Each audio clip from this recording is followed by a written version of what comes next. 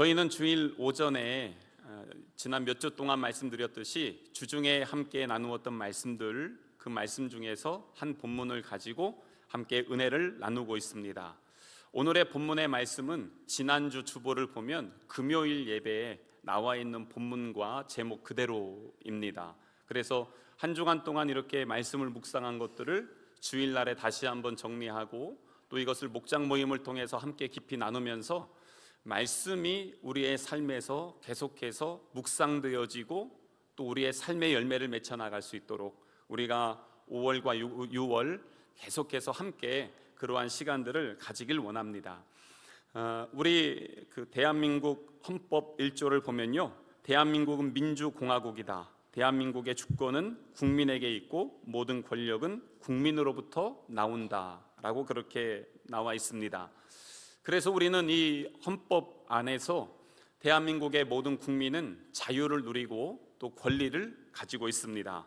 많은 자유가 있는데요, 신체의 자유, 언론 출판의 자유, 집회 결사의 자유, 종교의 자유 같은 이런 자유들이 있고, 여기에서 우리가 누리는 권리는 인간의 존엄성의 권리, 자유의 권리, 행복 추구의 권리들, 이런 내용들이 있습니다. 그래서 우리는 자유합니다. 대한민국 국민이라면 모두가 다 이 똑같은 법 아래서 똑같은 것들을 누리고 있습니다. 그런데 이 자유가 잘 여기에 있는 목적대로 사용이 되어진다면 얼마나 좋은 나라가 되겠습니까? 그런데 이 자유가 만약에 잘못 오용되거나 남용되어졌을 때 참 사회적인 혼란과 공동체의 깨짐과 아픔들을 보게 됩니다. 마찬가지로 이것은 교회에서도 똑같이 일어나는 문제입니다. 개인의 자유가 있고 또 개인의 신앙이 있어요. 개인의 권리가 있어요. 그리고 이것들을 주장하고 때로는 오용하고 남용할 때 교회가 사랑으로, 은혜로, 믿음으로 하나 되기보다는 때로는 분열되고 깨질 수도 있게 됩니다. 고린도 교회 상황도 마찬가지입니다. 2000년 전의 교회이긴 하지만 이 고린도 교회 상황을 보면 오늘 이 시대의 우리 교회와 참 많이 닮아 있구나, 비슷한 것들이 많이 있구나 라는 것을 보게 됩니다. 고린도 교회의 성도들은 은사가 많이 있었습니다. 그리고 지식적인 성도들도 있었습니다. 능력 있는 성도들도 있었습니다. 다양한 사람들이 함께 모여 있었습니다. 그러다 보니까 이 교회 내에서 자기의 생각, 자기의 주장이 자기의 자유와 권리를 이렇게 함께 내세우게 되면서 교회 내에서 때로는 이것 때문에 서로 분열하게 되고 비난하게 되고, 그러면서 공동체가 상당한 많은 어려움에 빠지는 그러한 상황들이 있었습니다. 바울도 자유인이었습니다. 그런데 이 바울의 자유는 세상에서 말하는 자유와 다르게 복음 안에서, 예수 그리스도 안에서 나는 자유하다 라고 이야기하면서 그 당시에 있는 사람들이 내세웠던 자유와 권리가 아닌 또 다른 차원의 자유와 권리를 이야기하고 있습니다. 그것이 지난주에 우리가 함께 나눈 8장에서 9장 뒤에 있는 말씀들까지 쭉 이어지게 되는 것을 볼 수가 있습니다. 그래서 오늘 이 말씀의 19절에 보면 내가 모든 사람에게 자유로우나 스스로 모든 사람에게 종이 된 것은 더 많은 사람을 얻고자 함이라. 내가 자유하지만 스스로 종이 되었다. 그 이유는 바로 더 많은 사람을 복음에 참여하도록 구원하기 위해서 그렇게 했다라고 그렇게 고백을 하는 것이죠. 이 말을 하게 된 배경이 있습니다. 이미지를 한번 보여주시고요. 고린도 지난주에도 사진을 보여드렸지만 이 고린도에는 저 뒤에 보면은 신전이 하나 있죠. 이게 아프로디테 신전입니다. 이 신전 저쯤이면 여기 지금 사람들 먹고 마시는 데가 어디냐면 아마 솔로몬 신전이 있는 쪽쯤 될 것 같아요. 제가 방문했을 때 요쯤에서 저기가 저렇게 보이거든요. 그런데 사람들이 보니까 먹고 마시며 아주 즐거워하고 있죠. 이게 어떤 상황이냐면 당시에는 많은 사람들이 이 고린도가 상업이 발달하고 무역이 발달하고 아주 음란한 도시라고 말씀드렸습니다. 벳사람들이나 이 그리스 로마에 있는 많은 사람들이 고린도에 방문을 하게 됩니다. 그러면은 거기에 있는 저 아프로디테의 신전에 지난주에도 말씀드렸지만 그 여자 사제들, 공식적으로는 여자 창녀들이 1,000명이 넘었습니다. 이 사람들이 이 도시에 와서 사람들을 다 유혹해서 신전으로 가서 제사를 합니다. 근데 제사를 그냥 드리지 않습니다. 제물이 있습니다. 짐승들을 갖다가 드리고요. 그리고 나서 남는 고기들이 엄청나게 많이 있어요. 이거를 싼 값에 이 시장에 유통을 합니다. 그래서 여러분들이 보는 사진은 이 사람들이 이 신전에서 우상에게 드려진 제물을 시장에 유통될 때 그게 훨씬 싸니까 사람들이 그걸 싸게 사다가 먹는 거예요. 그러면서 먹고 마시는 것, 이것이 지금 이 고린도 사회에서는 그냥 일반적인 모습입니다. 자, 근데 이제부터 문제가 됩니다. 뭐냐면 이제 저를 좀 보여주시고요. 자, 교회 내에서 저 우상의 제물 때문에 성도들 안에 분열이 생겼습니다. 왜 그랬냐? 한 부류의 사람들은 저거 그냥 먹어도 돼. 그 이유가 뭐냐면 하나님은 한 분이셔. 우상은 다 헛된 거야. 우리 금방 찬양했잖아요. 세상의 모든 헛된 우상들 다 헛된 것들입니다. 그러니까 우상들은 아무것도 아니니까 하나님은 최고. 그러니까 하나님 높이고 먹는다고 해서 아무 지장 없어. 그런데 또 한 부류의 사람들은 어떻게 우상에게 제사를 드려서 드려진 그러한 고기인데 우리가 그걸 먹을 수 있냐? 안 된다. 이러면서 두 부류의 사람들이 다투기 시작하는 것입니다. 겉으로 볼 때는 고기를 먹냐 마냐 문제이지만 속으로 돌아보면 이것이 영적인 문제가 되는 것입니다. 그래서 이것 때문에 교회가 난리가 났어요. 근데 여러분 어떻습니까? 예전에 제사 드리신 분들 있죠? 제사 지내실 때 어떠셨어요? 제사 지내고 나서 음식 드셨어요? 안 드셨어요? 대답 안 하는 게 괜찮아요? 그런데 지금은 어떻습니까? 제사 드려요? 안 드려요? 안 지내죠. 그런데 문제는 뭡니까? 그러면 그거 먹어야 되는 거예요? 먹지 말아야 되는 거예요? 제가 이렇게 여쭤보면요, 어떤 분들은 첫 번째, 아니 뭐 하나님이 한 분이시고 우상 다 헛된 건데 그거 먹는 게 무슨 문제냐, 먹어도 된다 하시는 분들이 있고요. 그리고 안 된다, 그거 우상에게 제물 드린 건데 안 된다 하면서 그렇게 하는 사람들이 있습니다. 그래서 이것 때문에 교회가 싸움이 나다 보니까 고린도전서 8장 1절에 보면 뭐라고 하냐면 바울이 지식은 덕을 세우지 못한다 이런 얘기를 해요. 그게 뭐냐면 지식이 뭐냐면 지혜로워요. 성경에 대한 지식도 있고 하나님에 대한 지식도 많이 알아요. 그러다 보니까 아니 이렇게 우리가 먹는 거 그거 아무 문제가 되는 게 아니야. 왜냐하면 하나님이 최고이시고 높으신 분이니까 우리는 하나님을 높이고 먹는 것, 그거에 대한 지식이 있는 사람들은 괜찮다라고 하지만 그것이 결국 교회의 덕이 되냐는 거예요. 바울이 지금 그 이야기를 하면서 쭉 이어져 오는 얘기가 오늘 본문의 이야기까지 우리에게 오는 것입니다. 그래서 이것 때문에 이제 문제가 되는 거예요.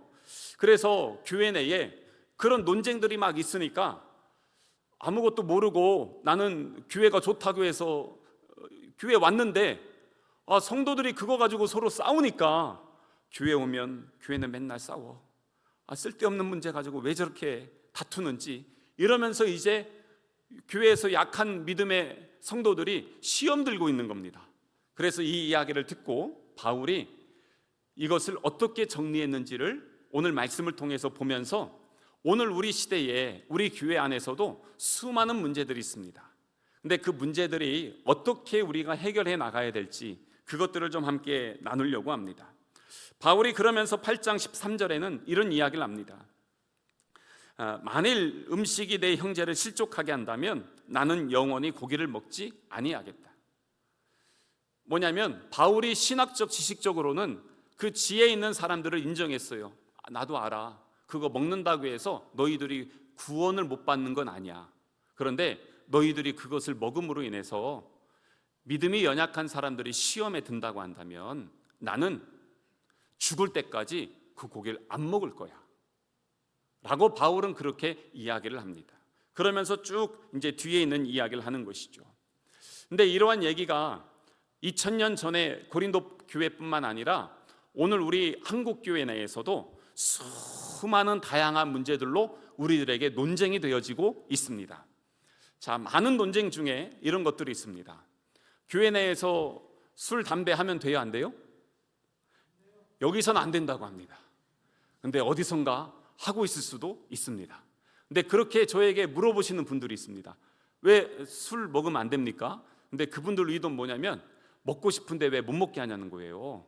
그래서 자꾸 이제 이런 질문들을 하시는 겁니다. 예배도 그렇습니다.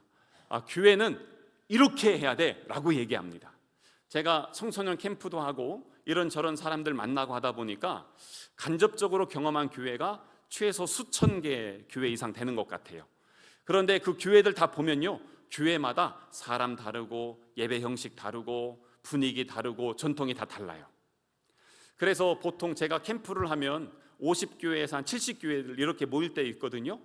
교회들마다요 주장하고 요구하는 게 다 다릅니다.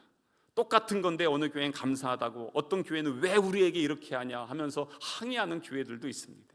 왜 그렇습니까? 내 기준이 안 맞는다는 겁니다. 그래서 이렇게 저렇게 얘기들이 많이 나옵니다. 수요일에 선거합니다. 그러다 보니까 정치적인 성향에 따라서 이런 얘기들이 나오고 저런 얘기들이 나옵니다. 그래서 교회 내에서 정치 얘기한다는 것 상당히 민감한 문제가 되었습니다.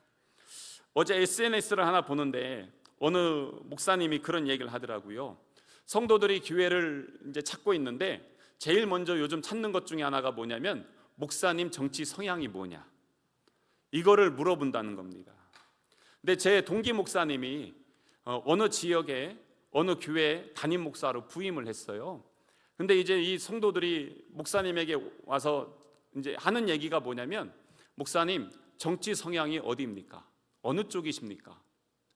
우리는 전부 성도들이 이쪽인데 목사님이 이쪽에 맞춰주지 않으면 우리 교회에서 목회하기 어렵습니다. 부임했는데 딱 그 얘기를 하는 거예요. 먼저 보니까 다른 지역에 있는 목사님이 부임을 했다가 1년 만에 사임했어요. 근데 이 제 동기 목사님이 한 4년 정도 있다가 사임을 했어요. 그리고 지금은 시흥에서 부목사하고 있어요. 저보다 나이가 많아요. 50대 중반인데 부목사 하면서 차라리 거기 있는 게 낫겠다 하고 그냥 사임을 한 것입니다. 왜냐하면 교회가 이념화되고 있다는 것입니다. 그래서 이런 문제들 때문에 이런 사람들이 오거나 저런 사람들이 올 때 반응이 있습니다. 근데 여러분, 교회가 이념에 흔들려야 되겠습니까? 교회는 믿음의 공동체입니다. 신념입니다. 교회는 민주주의 이전에 신본주의입니다. 하나님 중심으로 하나님 안에서 하나님의 말씀으로 세워진 곳이 교회입니다. 이념은 2000년 동안 항상 바뀌었습니다. 어렸을 때 진보인 사람이 어르신 되면서 보수로 바뀌기도 하고요, 어떤 사람은 보수였다가 진보로 바뀔 수도 있습니다. 그런데 복음은 2000년 동안 변하지 않았습니다. 한 번도 바뀌지 않습니다. 그런데 자꾸 이념에 신념을 붙여버리는 거예요. 아니면 그걸 같은 선상에 놓고 그렇게 대하는 겁니다. 그래서 잘못되는 것입니다. 하나님 한 분이 우리의 주이시고 우리는 주님을 믿는 거룩한 백성, 하나님의 자녀로 함께 세움받으면 좌우로 흔들리지 않습니다. 넘어지지 않습니다. 그리고 다 수용하고 포용하면서 갈 수 있습니다. 그래서 이러한 문제들이 한국 교회에도 참 다양하게 많이 있는 것을 볼 수가 있어요. 고린도 교회 문제만 아니라 오늘 우리에게도 이런 문제들이 있다는 것이죠. 그런데 이것을 바울이 어떻게 했을까? 바울이 자유함이 있다고 지금 19절에 얘기하죠. 내가 모든 사람에게 자유롭다. 이거는 바울은 유대인들에게 가면은 그는 바리새인입니다. 바리새인은요, 이스라엘 전체 인구에서 6,000명 정도밖에 없었습니다. 예수님 당시에 최고의 엘리트 그룹이고 모든 사람들에게 인정받는 사람이었습니다. 게다가 바울은 이스라엘이 아닌 그리스 로마 지역으로 가면은 그의 시민권이 로마 시민권이 있습니다. 이거 당시에 아무나 갖고 있는 것이 아니었습니다. 그런데 그는 이미 갖고 있었습니다. 대단한 사람이었습니다. 그런데 오늘 본문의 말씀 보니까 내가 모든 사람에게 그래서 자유롭지만 스스로 모든 사람에게 내가 종이 되었다. 이 종이라는 개념은 오늘 우리 시대와 당시의 종 개념이 다릅니다. 당시의 종은요, 3대 농기구 중에 하나로 취급당했습니다. 인권 없습니다. 생명 존중 없습니다. 주인이 마음에 안 들어서 막 때려도 되고요, 심지어는 맞다가 죽어도 전혀 사회적인 문제가 되지 않았습니다. 왜냐하면 종은 주인의 것이기 때문에 그렇습니다. 그런데 지금 바울이 나는 자유롭지만 나는 스스로 종이 되었다. 당시의 사람들이 이 말씀을 들으면 파격적인 이야기로 들을 수밖에 없었습니다. 근데 왜 그가 그렇게 했냐는 거예요. 또한 바울은 또한 권리가 있었습니다. 그 앞에 8장에서 9장 앞에까지 자기의 권리를 얘기합니다. 나는 사도로서 교회를 섬기면서 사례배를 받을 권리가 있고, 그리고 여러분들에게 먹고 마실 권리도 있고, 결혼할 권리도 있고, 그리고 많은 일들을 하면서 교회를 책임질 많은 권리가 나에게 있다. 하지만 나는 이 모든 권리도 다 내려놨다. 그래서 바울은 이 고린도에서 1년 6개월 동안 사역을 하면서 낮에 텐트 메이커, 천막 만드는 일을 했습니다. 교회에서 사례비를 받지 않았습니다. 그러면서 낮에는 일하고 밤에는 복음을 전했습니다. 왜 그랬을까요? 오늘 본문에 있는 말씀처럼 19절 뒤에 보세요. 더 많은 사람을 얻고자 함이라. 한 영혼이라도 구하기 위해서 나는 그렇게 했다는 것입니다. 그러면서 이 고린도 교회 내에 아까 말씀드린 우상의 이 재물 하나를 가지고 왜 그렇게 싸웠을까? 그게 교회 내에 다양한 부류의 사람들이 있었기 때문에 그렇습니다. 여러분 옆에 한번 보세요. 나랑 생각이 똑같은 사람이 있습니까? 나랑 자라온 환경과 배경이, 지식이, 재산이, 형편이 똑같은 사람이 있습니까? 사람들 다 다르잖아요. 게다가 나이 차이도 많이 나요. 그래서 어떤 분들은 그러더라고요. 교회는 세상 동호회보다도 못해. 왜냐하면 동호회 보세요. 축구 좋아하는 사람들끼리만 모였으니까 무슨 얘기합니까? 축구 얘기만 해요. 자전거 타는 사람들끼리만 모이니까 자전거 얘기만 해요. 근데 교회는요, 나이도 어리고 많고 환경도 배경도 다 달라요. 그래서 자기 수준에서 자기 생각, 자기 얘기를 합니다. 그래서 자기가 볼 때 교회는 이래야 된다는 겁니다. 그래서 생각이 다르고 언어가 다르고 그러다 보니까 이 안에서 하나 되지 못할 때가 있었던 것입니다. 고린도 교회 사례를 보겠습니다. 오늘 20절에 있는 말씀 보세요. 교회 내 한 부류입니다. 유대인들에게 내가 유대인과 같이 된 것은 유대인들을 얻고자 합니다. 그러면서 율법 얘기가 쭉 나오고 있어요. 유대인들이 누굽니까? 이스라엘 사람들입니다. 지금 여기 고린도 그리스 지역인데 여기에 지금 유대인들, 이스라엘에서 온 이스라엘 출신 사람들이 있는 것이에요. 그런데 이 사람들은 어렸을 때부터 무엇을 배우며 지키며 살아왔냐면 율법을 배우고 율법을 지키면서 살아왔습니다. 그게 습관입니다. 그냥 생활 양식이고 법입니다. 하나님께서 구약에 율법을 613개를 주셨는데 여기 있는 이 사람들이 그것을 바리새인들이요 더 잘 지키고 싶어서 몇천 개로 만들었어요. 규정을 만들었어요. 그걸 지키려고 애썼어요. 그래서 그걸 다 지키면 뭐라고 여기냐면 나는 그것을 다 지켰으니까 구원받았어.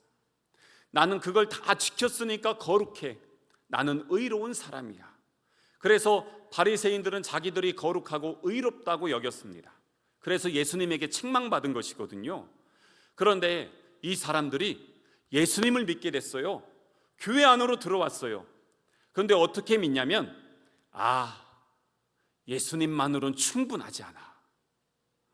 우리가 예수님을 믿는 믿음이 있지만 율법도 지켜야 구원받는 거야 라고 교회에서 얘기를 합니다.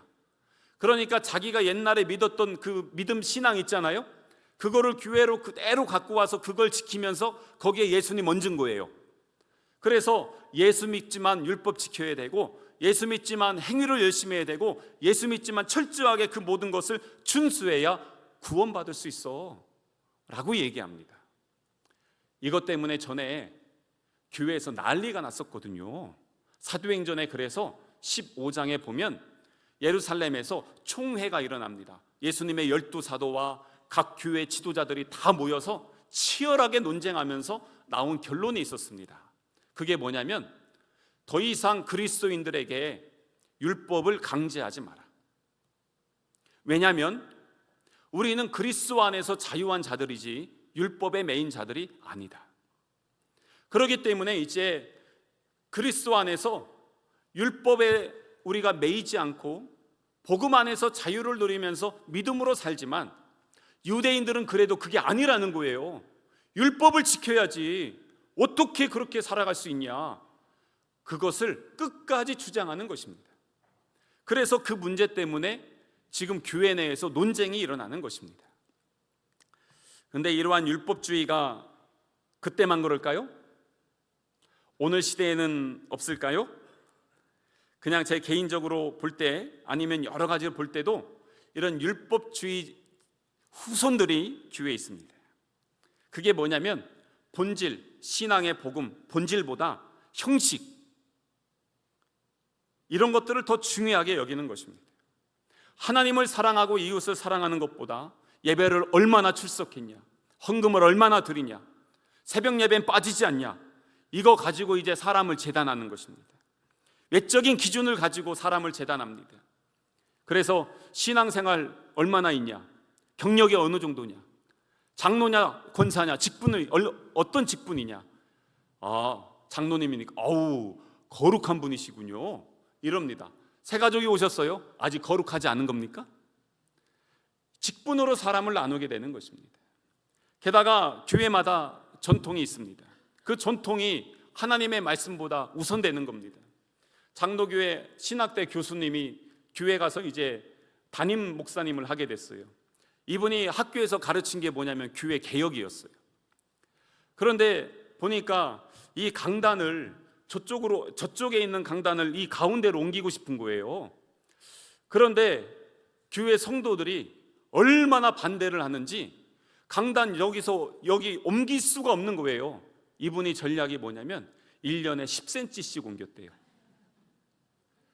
교회 강단 옮기는 게 안 되는 거예요. 그만큼 이게 그 교회 전통이잖아요. 여러분, 교회 우리 찬송가 있잖아요. 제가 예전에 연대에서 공부할 때 예배학을 하면서 이런저런 얘기하는데 거기에서 이거예요. 왜 사람들이 찬송가 가지고 찬송가는 거룩하고 복음성가는 불경하다고 옛날엔 그랬어요. 90년대까지만 해도. 그런데 가만히 보시면 찬송가에 있는 70%의 찬양이 복음성가예요. 본질을 알면 그래요. 찬송가는 하나님을 높이는 것이고 복음성가는 포교를 위한 내용들이에요. 그런데 찬송가에 있는 찬송 중에 대부분은 1800년대 말 1900년도 초에 미국에서 많이 부른 찬양들이 우리나라에 들어온 거예요. 근데 이건 거룩하대요. 그리고 그 다음에 나온 찬송들은 거룩하지 않대요. 그게 뭐냐면 내 기준이에요. 내 생각이에요. 그래서 저 어렸을 때는 교회에서 기타 치면 안 됐어요. 그러다 어느 날 기타가 들어왔어요. 그랬더니 이제 드럼 치면 안 된대요. 전자악기는 사탄의 음악이래요. 근데 지금은 어떻습니까? 다 하잖아요. 그러니까 시대마다 바뀌는 거예요. 그런데 그때까지 맨날 그거 붙잡는 거예요. 옛날엔 내가 이랬는데 왜 지금은 안 되냐 이러면서. 근데 이게 다 뭐냐면 내 기준, 율법주의의 후손들이 모이면 이런 문제들이 생기는 것입니다. 그런데 뒤에 보세요. 21절에 보면 교회에 또 다른 부류들이 있습니다. 율법 없는 자에게는 내가 하나님께는 율법 없는 자가 아니요 도리어 그리스도 율법 아래 있는 자이나. 이게 뭐냐면 율법 없는 자, 교회 내에 이스라엘 사람 출신 아닌 다른 사람들이 있었다는 것입니다.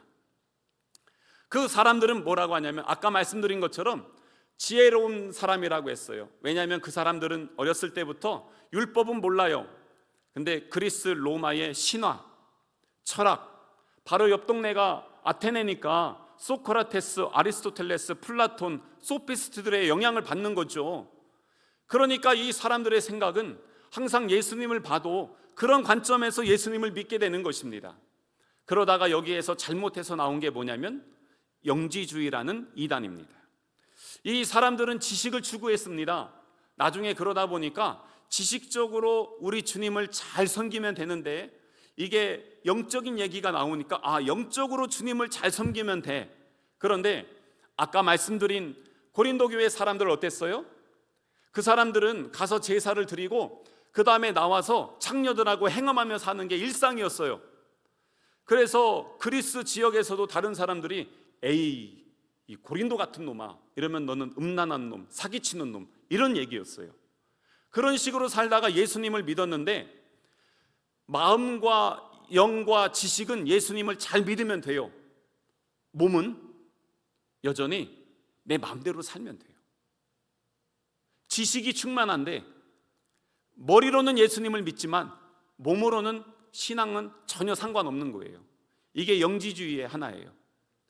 근데 이 영으로만 충만하다 보니까 내가 성경 공부 많이 했어, 내가 좀 더 배웠어, 내가 뭔지 알아, 더 알아, 그러면서 나중에 잘못되면 뭐까지 가냐면 나에게는 특별한 지혜가 있어, 이 특별한 걸 알아야 구원을 받아 하면서 요즘 이단들이 그렇게 하잖아요. 여기만 진리가 있다. 근데 그게 다 영지주의의 후손들 속에서 나오는 것입니다. 그러다 보니까 죄를 가볍게 여겨요. 몸은 방탕하게 살아요. 마음껏 그냥 해요. 그래서 문제가 되어지는 것이에요. 머리는 뜨거운데 몸이 없어요. 문제는 뭐냐면 이러한 두 부류의 사람들 때문에, 자 22절에 보세요. 약한 자들에게 내가 약한 자와 같이 된 것은, 교회 내 또 이런 부류가 있어요. 뭐냐면 율법주의가 있고 영지주의 막 이런 사람들이 음식 먹는 거 가지고 싸우고 있는데, 교회 내에서 나 그런 거 모르고 그냥 예수 믿으려고 왔는데, 교회 내에서 이 사람들이 막 싸우는 겁니다. 이게 맞다, 이게 맞다, 내가 맞다, 네가 틀리다 이러면서 싸우니까 도대체 이 교회가 뭐야? 교회 오니까 사랑이 있고 은혜가 있고 평안이 있어야 되는데 맨날 자기만 맞고 남은 틀리다 비난하고 정죄하고 싸우고 분열하고, 이게 무슨 교회냐 막 이러면서 이제 시험 들기 시작하는 겁니다. 그 사람들이 지금 22절에 약한 자들입니다. 그래서 이 약한 자들은요, 우상 제물 마음껏 먹는 사람이 옆에 성도가 있어요. 근데 그분이 장로님이에요. 장로님이 와서 막 술 담배 먹고 그리고 우상 제물 먹고 막 그러고 있으니까 옆에서 성도들이 보니까 뭐지? 이러면서 이제 고민에 빠지기 시작하는 거예요. 근데 그렇게 하시는 분은 왜 그러냐면 지혜가 있으니까 나는 이 머리로 하나님 잘 믿어, 내 몸은 내 마음대로 살면 되지, 이러면서 하다 보니까 이제 문제가 된 거예요. 고린도 교회가 이런 짬뽕이에요. 이것 때문에 계속 문제가 되는 거예요. 요즘 시대에 우리 한국 교회도 이런 문제들 때문에 참 많은 아픔과 분열들이 있습니다. 그래서 이게 그냥 넘기고 갈 수 있는 그런 문제는 아니더라고요.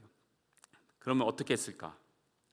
바울은 여기에서 보니까요, 유대인들에게는 유대인들과 같이 됐대요.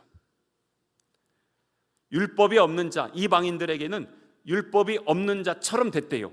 왜냐하면 바울은 이쪽에 가면 자긴 바리새인이었고 이쪽에 가면 로마 시민권자였고, 약한 자들에게 가면 약한 자가 됐어요. 그러니까 바울은 맨날 처세 소리 좋아가지고 그냥 맨날 손 비비면서 저러고 그냥 목회했구나, 이렇게 생각할 수 있지만 그게 아닙니다. 그가 왜 이렇게 했을까? 오늘 19절 말씀 다시 보세요. 19절에 뭐라고 했습니까? 뒤에 보니까 더 많은 사람을 얻고자 함이라. 23절 말씀 보겠습니다. 내가 복음을 위하여 모든 것을 행함은 복음에 참여하고자 함이라. 더 많은 사람, 한 영혼이라도 구하기 위해서. 그래서 내가 그 우상의 제물 먹어도 바울은 상관없다고 했어요. 그런데 내가 그걸 먹지 않는 이유가 뭐냐? 내가 그것을 먹었을 때 믿음이 약한 성도가 그것을 보고 시험 든다면, 그래서 하나님을 떠난다면 나는 차라리 평생 고기를 먹지 않겠다. 그의 기준이 두 가지입니다. 하나, 나중에 고린도전서 10장에 뒤에 나오는데요, 이 모든 것이 하나님께 영광이 되냐는 거예요. 내가 지금 하는 이 모든 게 하나님께 영광이 되냐. 두 번째, 함께 믿음의 생활하는 우리 공동체에 내가 하는 말과 행위와 모든 것이 덕이 되냐는 거예요. 그리고 세상에 있는 사람들에게 예수 믿는 게 저런 것이구나 라고 하면서 인정을 받는지, 아니면 교회 다니는 것들도 다른 게 하나도 없네, 이런 얘기를 듣냐는 거예요. 바울이 지금 그러기 위해서 평생 자기가 어떤 삶으로 살았냐, 절제하며 참고 견디며 살았다는 것을 뒤에 얘기합니다. 그래서 24절 보세요. 바울의 그 고백이에요. 24절, 운동장에서 다름질 않는 자들이 다 달릴지라도 오직 상을 받는 사람은 한 사람인 줄 너희가 알지 못하느냐. 왜 이 운동 경기 얘기합니까? 고린도에는요, 올림픽 발상지가 어디입니까? 아테네죠. 옆 동네잖아요. 아테네에도 올림픽과 비슷한 경기가 주기적으로 했어요. 이스미안 경기라고. 그래서 엄청나게 많은 선수들이 왔어요. 그 사람들이 먹고 잘 수 있는 집이 부족해서 바울이 텐트 만들어서 임시 장막 만들고 그걸로 먹고 산 거예요. 그래서 운동 경기 얘기하는데 거기서 열심히 하는 운동 선수들 보세요. 지금 우리 월드컵 선수들 고지대 가서 뭐 하고 있습니까? 훈련하잖아요. 고지대니까 그 고지대 맞춰서 몸 맞추려고 따뜻한 물 들어갔다 차가운 물 들어갔다 새벽에 운동하고 저녁에 운동하고 먹는 거 절제하고 그러면서 하잖아요. 선수들이 그렇게 해서 그 사람들이 1등 하잖아요. 그럼 받는 게 뭐냐면 면류관 하나예요. 근데 이 면류관이 조금 있으면 시들어요. 아니 조금 있다 시들을 그 면류관 하나 얻으려고 저 사람들이 저렇게 절제하고 사는데, 우리 그리스도인들은 나중에 우리 주님이 부르시면 하나님 나라에 영광의 면류관 있지 않습니까? 바울이 지금 그 얘기하는 거예요. 아니 영원한 면류관을 받을 사람들이 그 작은 문제들 가지고 그것 때문에 이러고 저러고 하다가 하나님의 영광을 가리우고 덕을 끼치지 못해서, 그래서 교회가 이렇게 어려움을 당하게 된다면 그게 하나님 기뻐하는 거냐. 그래서 바울은 내가 한 영혼을 위해서라도 나를 쳐서 나는 자유롭지만 종이 되겠습니다. 근데 이 고백이 누구를 닮아가서 이런 고백을 하는 것일까요? 예수님이에요. 창조주이신 하나님, 모든 권세가 있으신 분이 그 모든 것을 내려놓으시고 인간의 몸을 입고 오셔서 그 죽어마땅한 피조물이 그게 뭐라고 그 한 영혼을 위해서 십자가에 달려 죽으신 거예요. 예수님도 저렇게 하셨는데 나는 뭐지? 예수님도 다 자존심 내려놓고 멸시와 치욕 당하면서 걸어가셨는데 나는 다른 사람이 뭐라고만 해도, 그리고 내 뜻이 안 맞고 왜 내 환경과 내 상황대로 왜 안 되냐, 이러면 이거 가지고 왜 이러냐는 거예요. 그래서 바울이 25절에 이 고백을 합니다. 이기기를 다투는 자마다 모든 일에 절제하는데 그들은 썩을 승리자의 관을 얻고자 하되 우리는 썩지 아니할 것을 얻고자 하노라. 변치 않는다는 거예요. 그래서 바울이 이렇게 해요. 유대인들의 극단주의자들 있잖아요. 근데 이거를 사람들과 그들의 주의를 분리합니다. 그 영혼을 참 사랑해요.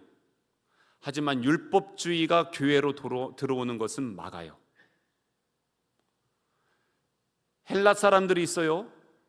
이 사람들 한 사람 한 사람을 너무 사랑해요. 존중해줘요.